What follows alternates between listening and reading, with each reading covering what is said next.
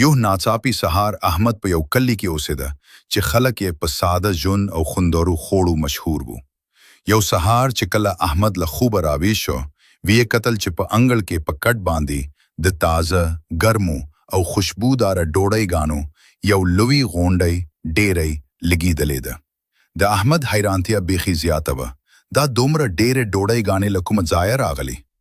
هغه په حیرانتیا خوله وازه نیولې وه او ډوډۍ ته یې کتل چې مشر ورور یوه لویه ډوډۍ راپورته کړه او د احمد د تنګولو لپاره یې یوه ډېره غټه ګوله ترې واخیسته.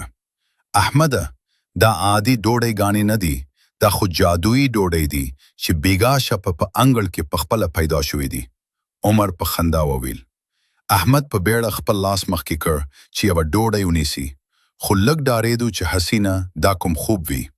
د دې ډوډۍ خوشبو په ټول کلي کې خپره شوې وه او د احمد تلوسه زیاتېدو چې دا جادوئی ډالۍ چا رالېږلې ده. د ویشلو خوشحالي ډېر ژر. احمد پوه شو چې دا دومره ډېرې ډوډۍ یوازې د دوی دواړو لپاره نه دي.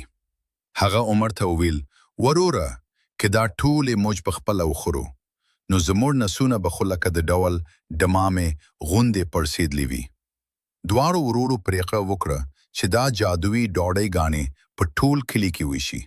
لکه څنګه چې دوی د ډوډۍ ویشل پیل کړل، د ډوډۍ ډېری د کمیدو پر ځای نوره هم زیاتېده.